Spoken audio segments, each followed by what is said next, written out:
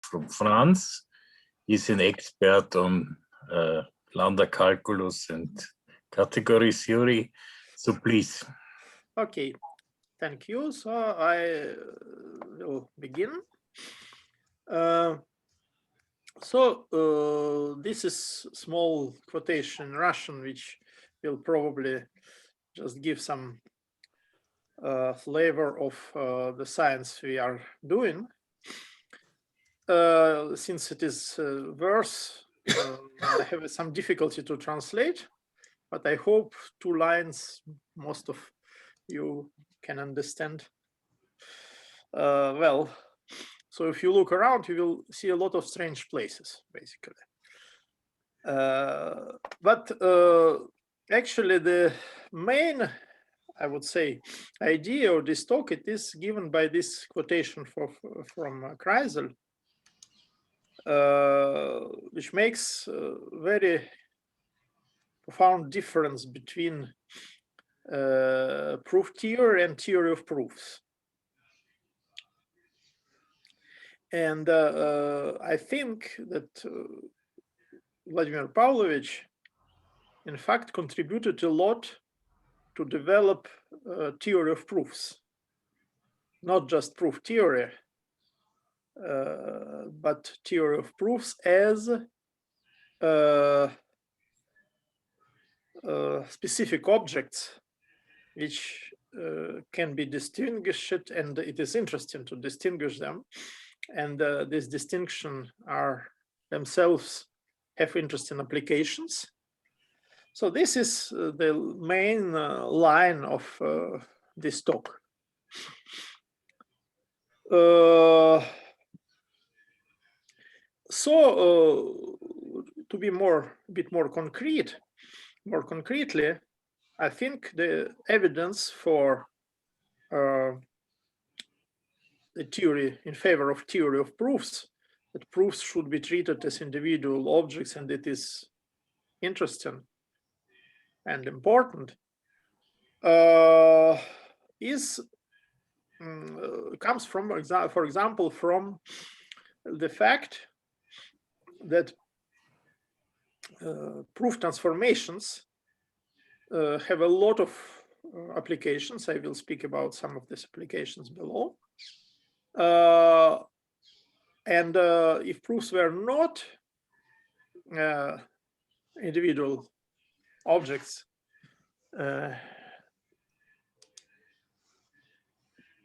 which, so to say, are worth paying individual attention, it would be different. Of course, the idea that there is something in individuality of proofs is old enough. So you can find some remarks on this subject, for example, in Poincaré, who says that if we consider different inductions that prove the same statement, still the form of this induction suggests different generalizations. Different structural schemes of proofs also may suggest different generalizations. Equivalence relations on proof presuppose that since we regroup the proofs, but not all the proofs are equivalent, again, there is some individuality. So I will go along this road.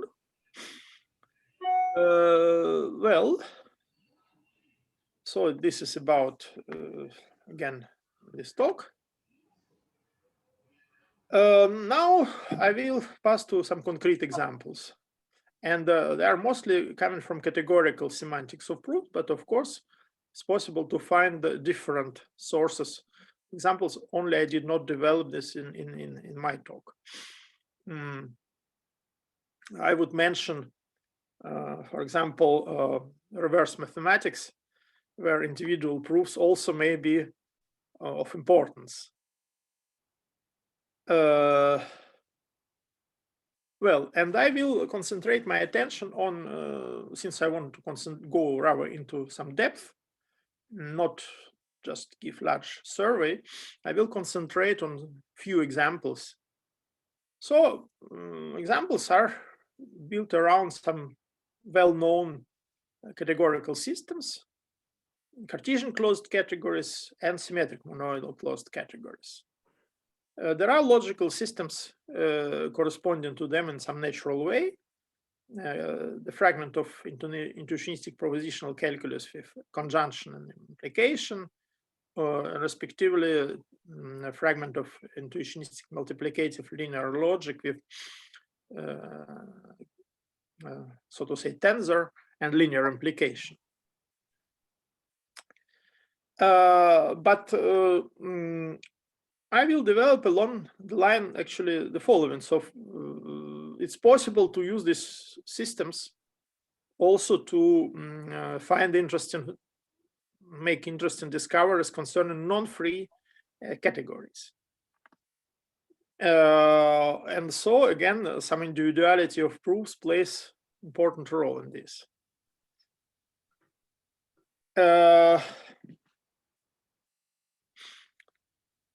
So here are some arguments. A categorical structure on proof system permits to use proof theory to study our non-free categories. And also a new structures interesting even to proof theory itself, theory of proofs itself, may be induced by something external coming from these interpretations. So I will outline and consider briefly the following problems. So equivalences on derivations generated by interpretations in non-free categories. What types of equivalence appear? Now interesting notion specific for this logical systems I consider critical pairs and subsequent canonical axiomatization. Some conjecture which follows. Possibility to define varieties in the sense of algebraic system, varieties of categories with structure. And the question of dependency of diagrams in non-free categories. And proof theoretic methods of verification of commutativity of diagrams. So again, what I consider mostly. But there are a lot of logical systems, mostly different versions of propositional calculus and associated proof systems. So for example, calculus LA for symmetric monoidal closed categories. So you are most familiar with these rules. I will go over. So on this intuitionistic multiplicative linear logic on this system, structure free symmetric monoidal closed category over a set of atoms can be defined. The role of morphisms is played by equivalence classes of derivations of sequence A or B. Equivalence of free categories denote like this. And in fact, it is just smallest equivalence relation satisfying certain axioms. For comparison, I would like to note also that if you consider the system for Cartesian closed categories, so based on intuitionistic propositional calculus, there this equivalence relation of free category corresponds exactly to equivalence defined by normalization. So coming from equivalence of lambda terms associated with derivations. Here it's more complex. So there are several attempts to define good system of natural deduction style for symmetric monoidal closed categories. They were moderately successful. I would not say completely successful, but with sequential system, Gensen style sequential derivation, it works very well. Only there is no unique normal form.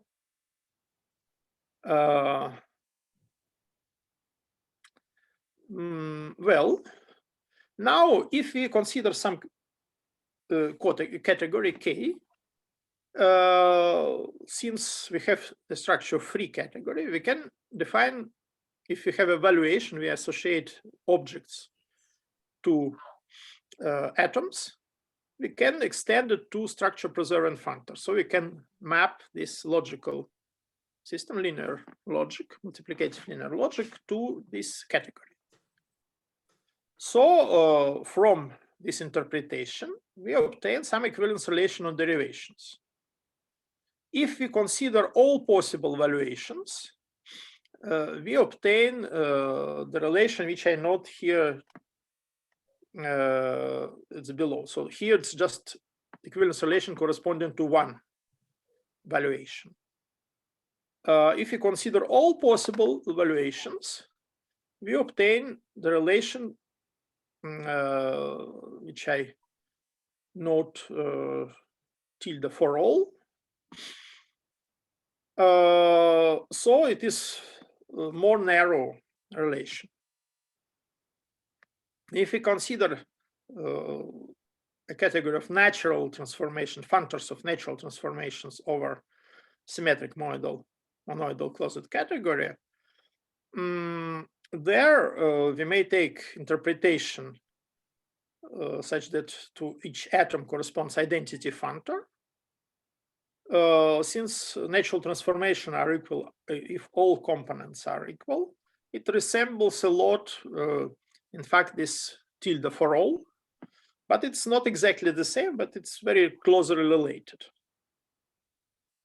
So the relations generated for interpretation, for all possible interpretations in K, or interpretation as natural transformations, these equivalence relations, they are closed also with respect to substitution of formulas for atoms.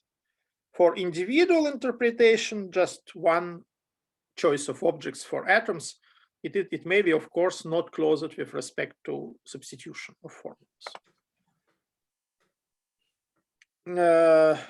But what kind of theorem on the border between structural behavior, so to say, of logical system and this kind of interpretations we can obtain?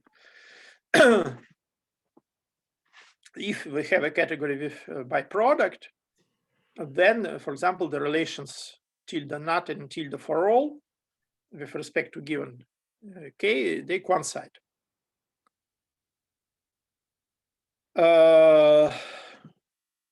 Sort of. So this sort of result shows what some relations between these equivalence relations.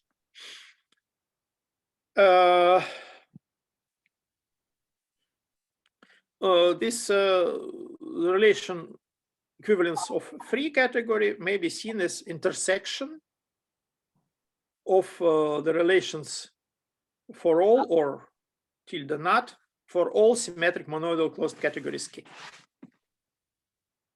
But there is our point of view, which is much closer to logic, to particular theory of models, is that all equivalence relations on derivations, in fact, are defined by adding some new axioms, equivalence between derivations. And there is some specific category, I mean, factor category. Of course, the same calculus factorized by this different equivalence, where interpretation, of course, will generate the same relation. But the question is, maybe, for example, to find in some way canonical axiomatization for such relations. And the point with respect to what I announced in the beginning is that we have some specific properties, sometimes of sequent, like balancedness. Here's the definition of balanced sequent. Sometimes of derivations. that play important role in study of this equivalence relations and related categories.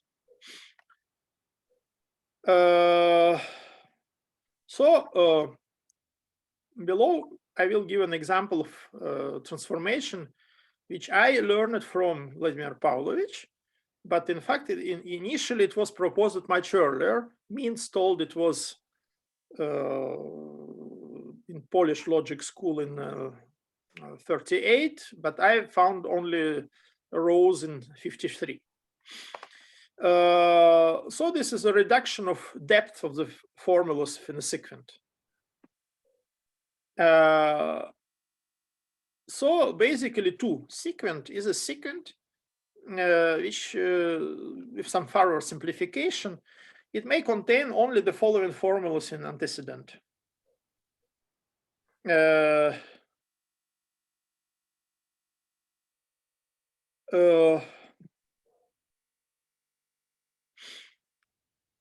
So at most two implications or combination of implication and multiplicative conjunction, or by the way, similar result holds also for Indochinistic propositional calculus and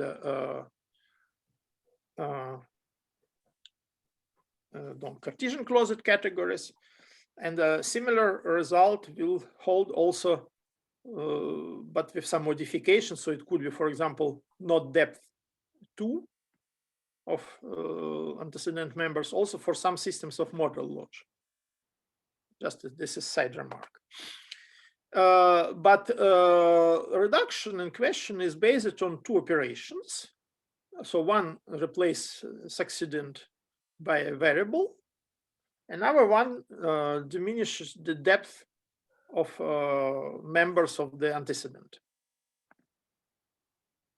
So we may do them by cut, but cut can be eliminated with preserving equivalence.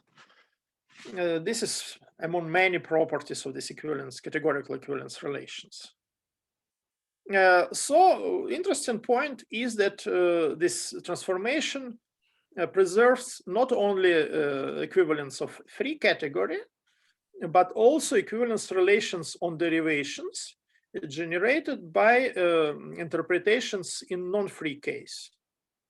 So what is necessary really to define this transformation? In one direction, we need only cut. Cut corresponds categorically to composition. In opposite direction, to come back to initial derivations, we need two things. We need substitution. So for fresh variables are substituted back the old formulas. So for example, C implies P was added. If we substitute C for P, we obtain again A of C as before. C implies C, and this can be eliminated because it is derivable. So we may cut and eliminate. So what is the point is that the transformation uses two things, very general things: cut, categorically this composition, and substitution of formulas. Categorically, it may be seen as vertical composition with functors, but it is very structural property. It corresponds to behavior of equivalence relations on derivations. So to ensure that this transformation preserves equivalence, we need only that the equivalence would be congruent with respect to cut, and also closed with respect to substitution of formulas. Two things. Well, then it permits to define a critical pair in very particular form of introduction of implication at the left, because again I consider the sequential derivation. So we have two possible main formulas, the same context gamma except this active main formulas. And so the possibility is that either we introduce one implication and second potentially main formula goes to context, Or in opposite way, so the same gamma, different second main formula is in the context, and now an implication is introduced. So it is kind of twisted possibility apply introduction of implication at the left in some sort of twisted way. There are some secondary conditions that it could not be simplified by splitting gamma in two parts which do not interact at all. So it's not possible to obtain using some different rule like introduction of conjunction or some form of weakening. There is some restricted weakening in this system. Well, anyway, so there is this definition of critical pairs. There is a theorem, and I refer to also my work with Vladimir Pavlovich of 2001. It's a pity we did not do more joint works, but for equivalence relation of free category, this definition of critical pairs and their property, they permit to define deciding algorithm.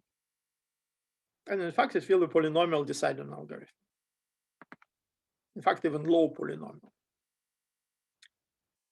Well, so you see the theorem. Now, next theorem, it says that sets of minimal critical pairs, they in fact may be used for canonical axiomatizations for all relations of type tilde nut obtained by interpretation as natural transformations over some symmetric monoidal closed category K. Examples of symmetric monoidal closed categories, I will just recall. So for example, vector spaces over some field, modulus over commutative ring with tensor product and internal Hom. Also, what is interesting, pointed sets or even finite pointed sets. So some theorem corresponding equivalence relations on derivations, it suggests also that we can have some sort of combinatorial deciding algorithm based on interpretation in pointed sets, in finite pointed sets.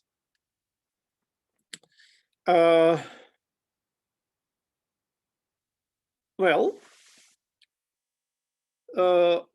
in fact, many relations of this kind of like tilde nut are possible.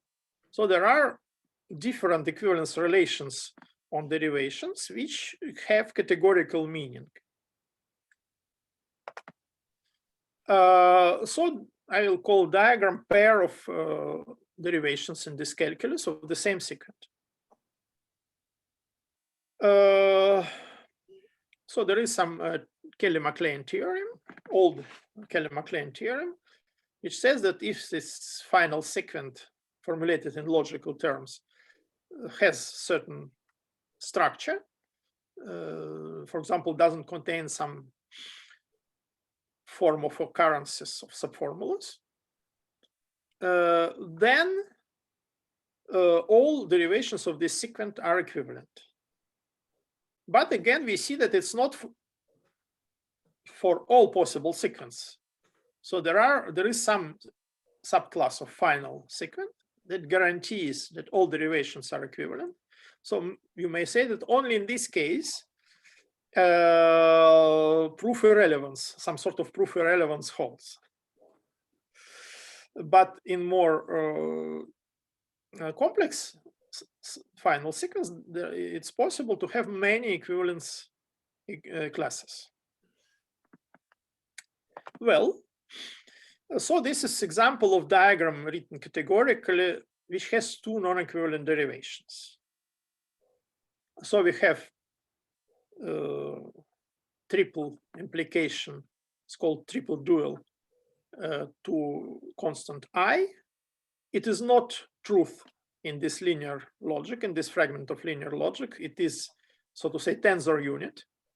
It's a unit of multiplicative conjunction. So the triple dual does not collapse into, for example, first dual, or dual does not collapse into I. So there are two different algebraic derivations, and of course two non-equivalent derivations of corresponding secant.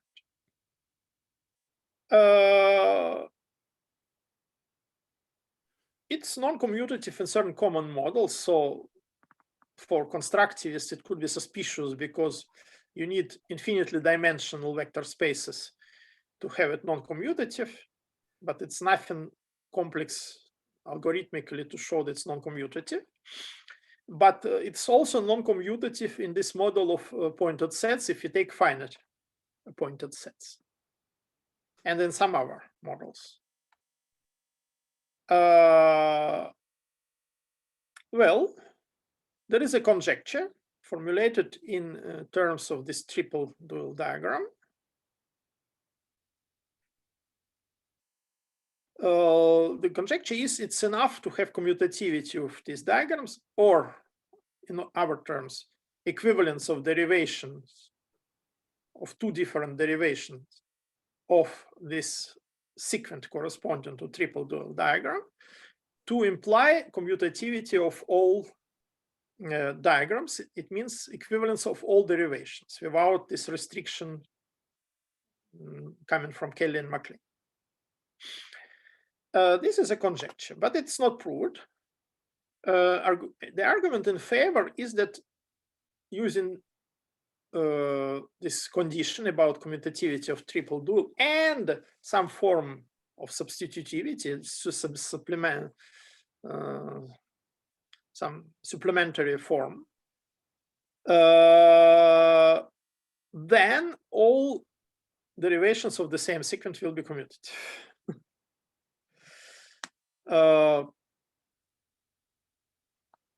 Just a remark, in case of this equivalences related to natural transformations, it is possible to suppose that sequences are balanced. Each variable occurs twice with opposite signs.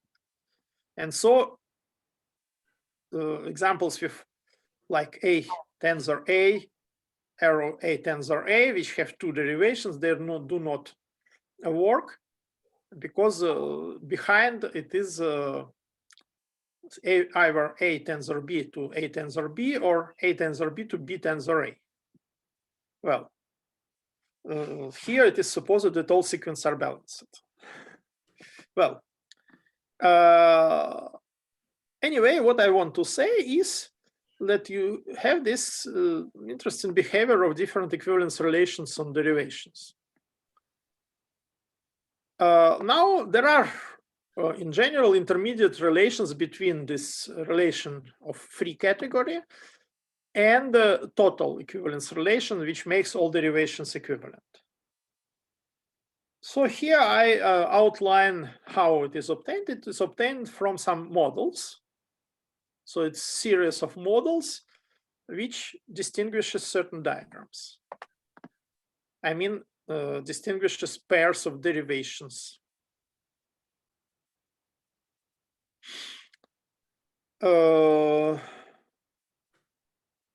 Certain pairs of derivations became equivalent, but other remain non-equivalent. So there are intermediate relations between the relation of free category and total equivalence relation. What may be interesting, if I do not go too far into details, what models we use it. In fact, we use it. One model was finite modulus over Z2.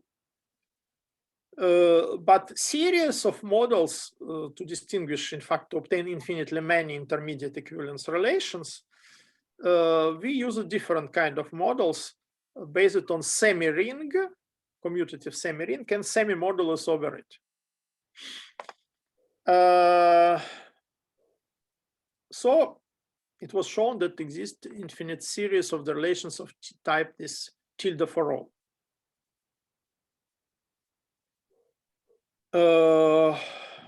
Well,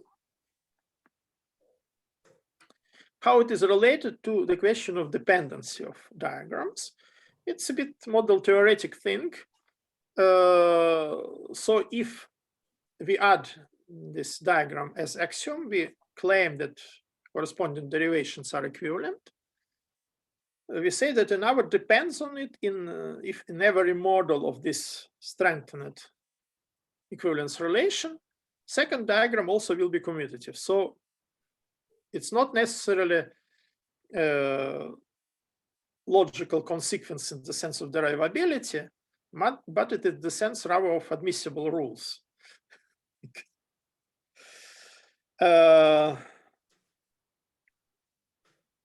So I outline this. So varieties of symmetric monoidal closed categories.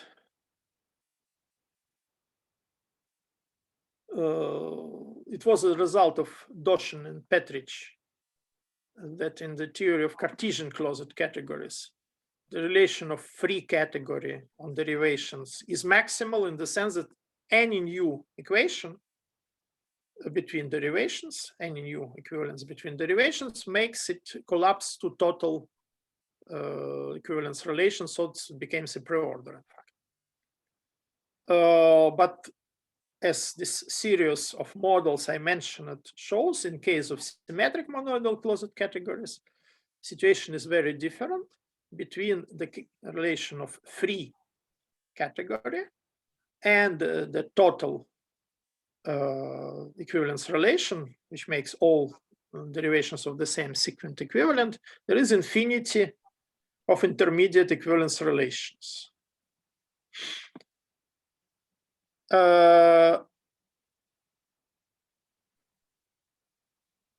So it was a theorem also by my PhD student that all equivalence relation of the type categorically defined using interpretation as natural transformations may be axiomatized by minimal critical pairs. So it's some canonical form of axiomatization.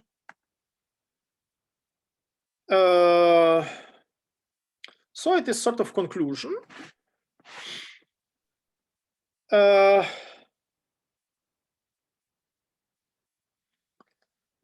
So you can just read it on the slide.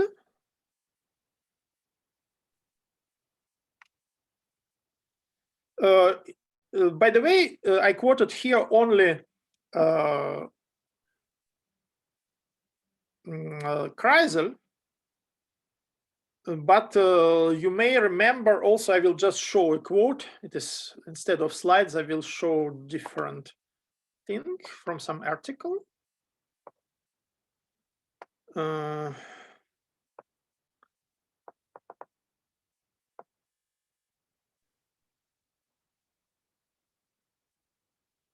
So it was Wittgenstein claim, early Wittgenstein. Later he became more prudent.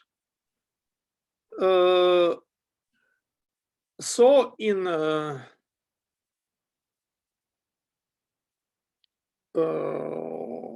this Tractatus, he told that the truth of one proposition follows from the truth of all our propositions we perceive from the structure of the propositions. So in a way, it is too strong. So, for example, indirectly, I think this dependency of diagrams shows that we do not sometimes perceive this from the structure. There are, so to say, larger world around.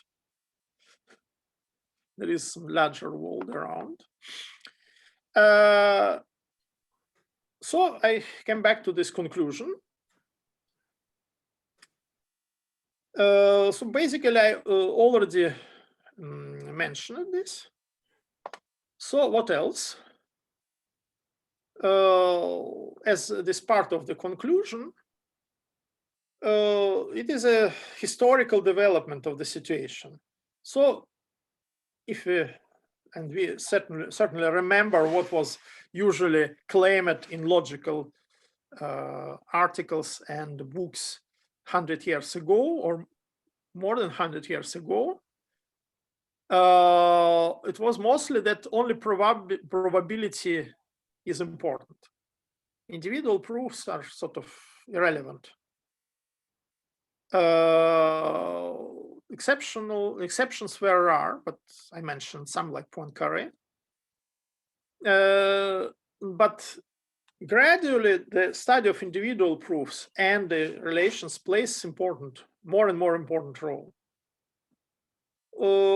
It is related also to extractions of computations from proof, like we had yesterday talk of Helmut Fichtenberg.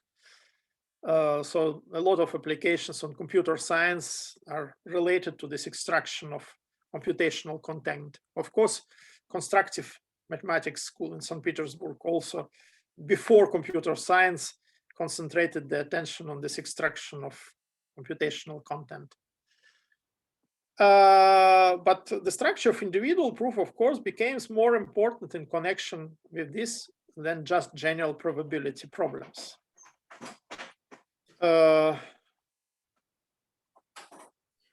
So later, Wittgenstein developed our kind of ideas, like a meaning of the word is defined by its usage.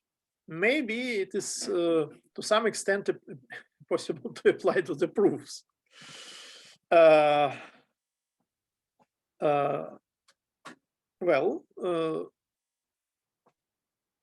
Maybe even if you take one step higher, even kind of system, proof system, for example, natural deduction of or Gensen style system, it may be important. Depends in what direction we may develop and apply the properties of this system. For example, the notion of generality, which became again moves to some center of interest. But first, it was developed by Lambeck, I think, in '58, but it found new applications now. Generality, I mean, most general form of some proof. It is more easy to apply in connection with sequential system, Gensen style system, than with natural deduction. So I mean, different formulations of deductive systems are more fit for different applications and generalizations. So it's also about inspiration and contribution of Vladimir Pavlovich Revkov to develop all of this. But this is basically then, because the rest is bibliography. So thank you for your attention. I think I finished this talk. Let's thank our speaker. And questions, please. Comments.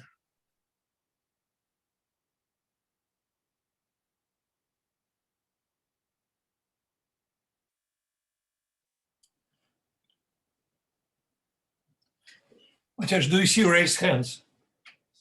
Yes, I see your raised hand. Yeah. I see your raised hand. But there were others, I think, that Stanislav Spiransky also wanted. I would immediately yield my. Yes. Oh, I forgot close. Yeah, sorry. So maybe you start. Okay, yes. General question, Serежа, and maybe it will be the beginning of some broader discussion right on spot. Are we closer than 100 years ago to the understanding of these such fundamental things? Which proof is simpler of the same thing? Out of these two proofs, which one is simpler? And the equivalence of proofs in general mathematical sense. Since the time of Hilbert and Hilbert program and the interest and the keen interest of two foundations, from the mathematical establishment. I would say, yeah, sorry. Okay, then I just repeat the question. I think, how to answer? I think we are closer, but I would say in empirical sense. We know much more. We know much more in practical way because we have a much more experience with theory of proofs and some, I would say, partial solutions. So we know that in certain situation, yes, we can say that this proof is simpler. But I don't think we are much closer to global answer where we understand better the complexity of the problem. So do you think that there is a simplest proof, as Hilbert said in the 26th problem? Not published. In general, I don't think it is simplest proof. In general, I think it for particular problems it may be, but in general, I don't think so. Because I remember hearing from the hardcore logicians then, okay, imagine there is some kind of normalization procedure and the proofs are equivalent if they have the same normal form. Is it good enough? One objection is normal proof is usually much longer. Is much longer proof, but which is conceptually, so to say, without gaps. Is it simpler? I would say that this assumption is wrong, as already has shown by Girard, that, for example, the van der Waden proof is, so to say, the cut-free variant of the Fürstenberg-Weiss proof, and nobody would say that they are the same. Even recognizing that it's the same proof is important. Yes. Yeah, it's contestable. I also think so, yes, I agree with you, but do you have any new ideas? Because that's the empirical observations that what probably caused Hilbert to formulate this kind of problems in the first place, 100 years, almost 100 years ago, or 100 plus years ago. But of course, we know more examples. And as Matthias mentioned, the Girard's example is excellent. But there are counterexamples. Do you have constructive ideas? Any avenue to think about? I may quote, I would say, I will explain why. I think maybe it's not a real source of this claim, but I think this English poet Blake, yes, he told somewhere that universal statements all are wrong. Well, this is my favorite statement. Yes, Mel, do you confirm that the Blake? Yeah. On the other hand side, one could say that Lakatos had a proof system which has exactly, where every statement has exactly one proof. So there are no more. I'm sure that all the hardened proof theorists like Arnon, I'm sure has something to add to this discussion. What I wanted to say, I mean, since we have much more experience with proofs, there is some sense strange, I would say, approach, no, not approach, but there became closer convergence between art and science. Because a good artist, he, so to say, knows empirically a lot. He knows how to do this color, how to mix the colors, how to draw this thing, for example, if it is a painter. He knows a lot, but seldom he has absolutely applicable general rules. And it seems that in logic, we began with idea that there are absolutely applicable general rules, but we became closer to art because we know much more concrete things. Because we're getting older, but not only, but because we know much. Yes, of course. I'm now 40 years wiser than I was 40 years ago, and it makes huge difference. Trust me. But yes, but anything as a hard, as a communicable science. Yeah, but at the same time, there is so many interesting things we know now. Oh yes, true. And Mel, still I reiterate my question about the Blake quote. Do you remember this? Sorry? Mel, this is a question to Mel Fitting. No, there is no confirmation for the Blake quote. This is my favorite quote, but I never actually attributed it to Blake. But I will check this out. Okay. Some further questions? The micro of Melvin is cut off. Note, yeah. Make your microphone, Melvin. We don't hear you. Sorry, I thought it was on. Yeah. No, Now we hear you. okay. Look, Blake said an enormous amount. I don't know where he said that, but he may also have said the opposite too. Because, well, he's a very famous person. Indeed. Okay. Good answer. This is totally in the vein of your concluding remarks, Sergei. Yeah. Yes. Good. And look at Wittgenstein. He just published a complete nonsense, which he later steered away gently. Yes. Among other beautiful things, of course. It's an ode to propositional calculus. But the big question is also, I somehow got involved when I tried to promote logic of proofs and justifications, that some people in logic or related to logic, they occupy this kind of dismissive positions. We don't need a special sort of objects like justifications or proofs. Proofs are just propositions, at least if you want to have a logical behavior of this, which is of course a complete nonsense. But still, the people are lazy. They don't want to learn new things, and even just a small extension of their own universe, the basic set of assumptions, is maybe for some mind is pretty painful. And however, there is another source of great quotes, which is Bertrand Russell.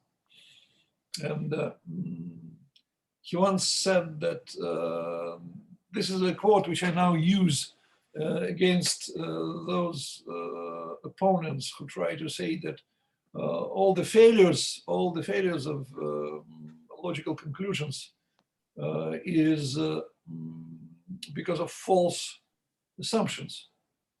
If your assumption is false, then you just come to strange conclusions. And the Russell's quote, which I'm sorry, my English is not as perfect, and so it's 3 lines, but I say this: if a man knows that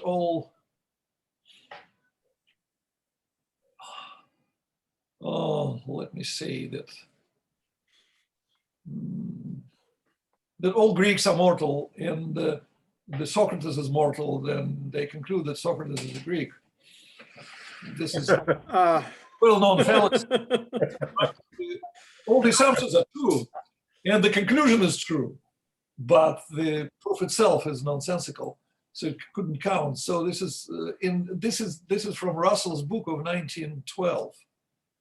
So those people who try to argue that the justification proofs is all about true assumptions or true antecedents, they're completely missing the point, which was quite clear to Russell back in 1912. But this is kind of wars, cultural wars we're making inside logic and foundations. Now they're almost over. So, but at the beginning of my and then our enterprise with Mel, which is the logic of proofs and justification logics, it was quite a common discussion. I still can trace residuals of them somewhere. Why do we need justification? Why do we need proofs as separate objects? Mm-hmm. Because it's all about just to use implication, regard the truth value of the antecedent. That's all you need. Come on. Okay. This is speaking that we know much more than we knew 100 years ago. Yes. And even one important difference of type theory, for example, is that empty type may become non-empty with time. Mhm. Like white unicorns and green devils were empty types some time ago, but now no more, or maybe soon they will be no more. Direction. Before discovering Australia, because I have a student who was originally from Australia, and he taught me that black swans were discovered only after Australia was just discovered by Europeans, and so it's an example in the opposite direction. Uh-huh. Before they knew that there are no black swans; all swans are white. Well, yes. Okay. Further contributions? So, thank you for your attention. Thank you for your lecture. So we now have a break of 10 minutes, and we start at punctual 7 o'clock Moscow time.